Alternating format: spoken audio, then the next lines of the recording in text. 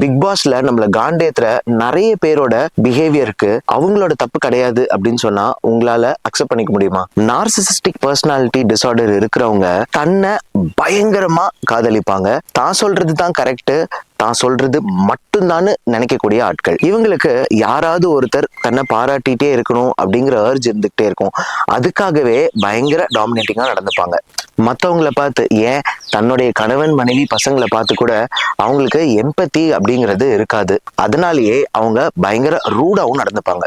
இவங்க இருக்கும் போது யாராவது ஒருத்தர் நல்லது செஞ்சுட்டாங்கன்னா போதும், பயங்கரமா அவங்களுக்கு பொறாம வந்து எப்படியாவது அந்த சிச்சுவேஷனை ரூல் பண்ண ட்ரை பண்ணுவாங்க. இவங்களுக்கு ஒரு காரியம் ஆகணும்னு முடிவு பண்ணிட்டாங்கன்னா அவங்க நினைச்ச மாதிரி மட்டும்தான் அது நடக்கணும்ன்றதுக்காக எந்த எல்லைக்கு வேணா போவாங்க. இதனாலேயே நிறைய எதிரிகளையும் சம்பாதிப்பாங்க.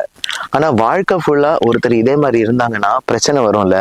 வயசாக வயசாக அவங்க கேரக்டர்ஸ்லாம் அதே மாதிரிதான் இருக்கும். ஆனா மத்தவங்க அவங்க பாக்குற விதம், அவங்கள நடத்துற விதம் மாறும். இதனால அவங்களுக்கு டிப்ரெஷன் வரலாம், ஆல்கஹால் ஹேபிட் வரலாம், இது மாதிரி பல பிரச்சனைகள் வரலாம், ஏன் சூசைடாலிட்டி கூட வரலாம். கண்டிப்பா இந்த மாதிரியான பர்சனாலிட்டி இருக்கவங்களுக்கு கொஞ்சம் தெரப்பி கொடுத்தோ இல்ல மெடிசின்ஸ் கொடுத்தோ அவங்களுடைய குணாசிதியத்தை சரி பண்ணிக்க முடியும். உங்க வீட்டுல யாருக்காவது இதே மாதிரி பர்சனாலிட்டி இருக்கா? முதல்ல ஒரு சைக்காலஜிஸ்ட் கிட்டயோ இல்ல சைக்காட்ரிஸ்ட் கிட்டயோ அவங்களை அழைச்சிட்டு போங்க.